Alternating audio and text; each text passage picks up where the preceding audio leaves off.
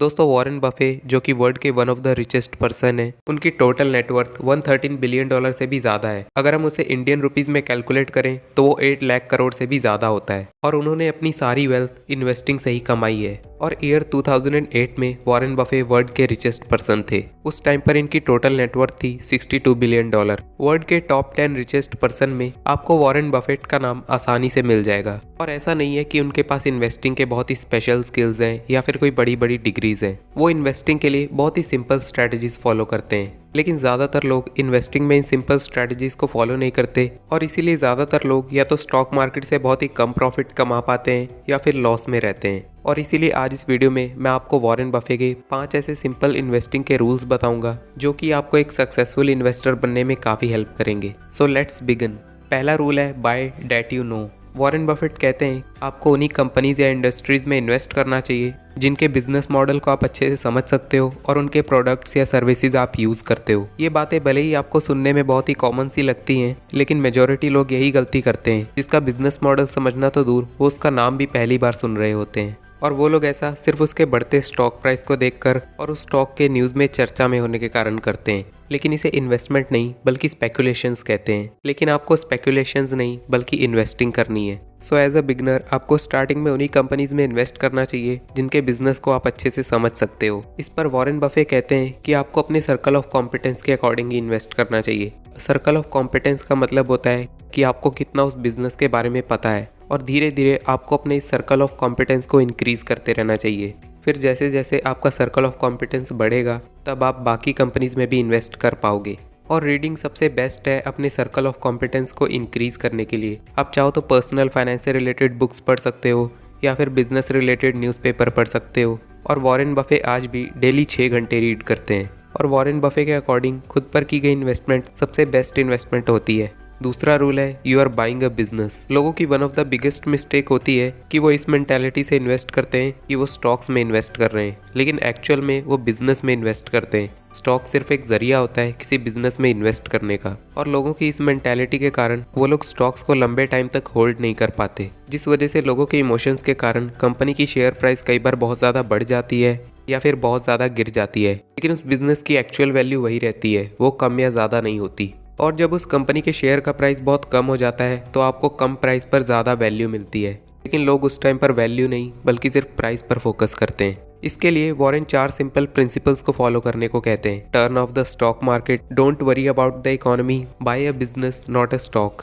And manage a portfolio of businesses. क्योंकि जब आप अपना पैसा किसी अच्छे बिजनेस में इन्वेस्ट कर देते हो तो आपको मार्केट के ups and downs and economy को पूरी तरह से इग्नोर करना चाहिए, क्योंकि ये सब चीज़ें लोगों के इमोशंस के बेसिस पर चेंज होती रहती हैं। अप्स एंड डाउन्स मार्केट का बिहेवियर होता है और अगर आप इसे रोज़ रोज़ चेक करोगे तो आपको स्ट्रेस के अलावा और कुछ नहीं मिलेगा। सो बेटर यही है कि आप इस सब से पूरी तरह से दूर रहो। अगर आपने अच्छे बिजनेसेस में इन्वेस्ट किया है तो लॉन्ग टर्म में इन सब चीज़ों का उस पर कोई खास फर्क पड़ेगा ही नहीं, क्योंकि मार्केट कितना भी क्रैश हो जाए लॉन्ग टर्म में वो रिकवर होता है। फिर शॉर्ट टर्म में मार्केट और इकोनॉमी चाहे उस स्टॉक प्राइस को कितना भी कंट्रोल क्यों ना कर लें, लेकिन लॉन्ग टर्म में वो उस बिजनेस की एक्चुअल वैल्यू को ही दिखाता है। और वॉरेन की एक बहुत ही फेमस लाइन है, if the business does well the stock eventually follows. क्योंकि शॉर्ट टर्म में मार्केट एक वोटिंग मशीन है, लेकिन लॉन्ग टर्म में ये एक वेइंग मशीन की तरह काम करता है। और इसलिए आपको बिजनेसेस के पोर्टफोलियो को मैनेज करना है, ना कि स्टॉक्स के पोर्टफोलियो को। उसके बाद आता है प्राइस एंड वैल्यूएशन, क्योंकि जितना ज़रूरी किसी अच्छे स्टॉक को खरीदना है उतना ही ज़रूरी है कि उसे अच्छे प्राइस पर खरीदा जाए। अगर आप बहुत अच्छी कंपनीज को बहुत महंगे प्राइस पर खरीद लोगे तो या तो आप बहुत ही कम प्रॉफिट कमा पाओगे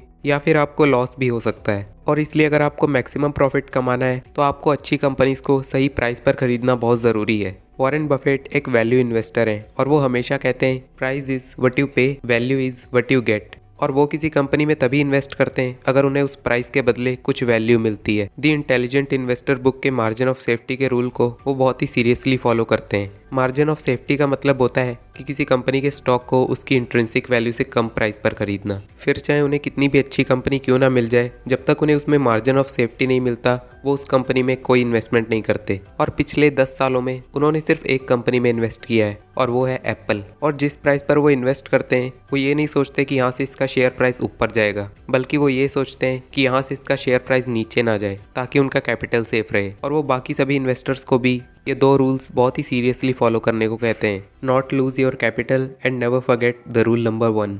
फोर्थ है रूल ऑफ डाइवर्सिफिकेशन। दोस्तों आप लोगों ने ये तो बहुत बार सुना होगा, don't put your all eggs in one basket. मतलब आपको अपना पैसा सिर्फ एक कंपनी में इन्वेस्ट नहीं करना चाहिए, आपको उसे अलग अलग सेक्टर्स और कंपनीज में इन्वेस्ट करना चाहिए। ये बात सच तो है लेकिन पूरी तरीके से नहीं, क्योंकि लोग इस रूल को गलत तरह से फॉलो करते हैं। वो लोग अपने पोर्टफोलियो को डाइवर्सिफाई करने की बजाय उसकी ओवर डाइवर्सिफिकेशन कर देते हैं। वो अपने इन्वेस्टिंग के स्टार्टिंग करियर में ही अलग अलग सेक्टर की 30 से 40 कंपनीज में इन्वेस्ट कर देते हैं। और वो लोग ऐसे सेक्टर्स में इन्वेस्ट करते हैं जिसके बारे में उन्हें कुछ पता भी नहीं होता, और वो ये सोचकर इन्वेस्ट करते हैं कि इनमें से कोई ना कोई स्टॉक तो उन्हें मल्टी बैगर रिटर्न दे ही देगा। और इतनी सारी कंपनीज में इन्वेस्ट करने का मतलब ये है कि उन्हें अपनी सिलेक्ट की हुई कंपनीज पर भरोसा ही नहीं है, और वो लोग स्पेकुलेशंस करके सिर्फ अपना लक आजमा रहे हैं। लेकिन अगर आपको वेल्थ क्रिएट करनी है तो आपको एक जगह पर कॉन्सेंट्रेट करना पड़ेगा, क्योंकि कॉन्सेंट्रेशन से वेल्थ क्रिएट होती है, डाइवर्सिफिकेशन से वो प्रिजर्व होती है। और दुनिया में जितने भी लोग स्टॉक मार्केट से अमीर बने हैं उनकी 90% वेल्थ सिर्फ कुछ गिनी चुनी कंपनीज ने क्रिएट करके दी है। वॉरेन बफेट की 80% से ज़्यादा वेल्थ सिर्फ 4 से 5 कंपनीज में इन्वेस्टेड है, जैसे Apple, bank of America, American express और कोका कोला। और उनकी 40% से भी ज़्यादा वेल्थ सिर्फ एप्पल कंपनी में इन्वेस्टेड है। सो वेल्थ क्रिएट करने के लिए आपको क्वालिटी पे फोकस करना चाहिए, ना कि क्वांटिटी पर। अगर आप एक सीरियस इन्वेस्टर हो तो 15 से 20 कंपनीज ही काफ़ी हैं आपको वेल्थ क्रिएट करके देने के लिए। और ऐसा नहीं है कि आपको एक बार में ही 15 से 20 कंपनीज में इन्वेस्ट कर देना है। आपको अच्छी कंपनीज को सही टाइम पर खरीदना भी ज़रूरी है,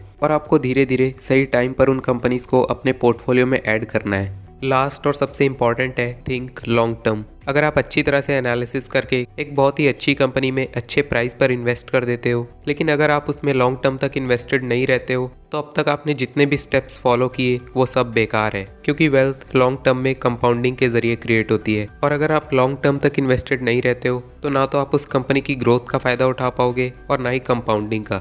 तो आपका इतनी मेहनत करके अच्छी कंपनी को अच्छे प्राइस पर खरीदने का कोई फ़ायदा ही नहीं हुआ। इससे अच्छा तो आप किसी एवरेज कंपनी में ही इन्वेस्ट कर देते।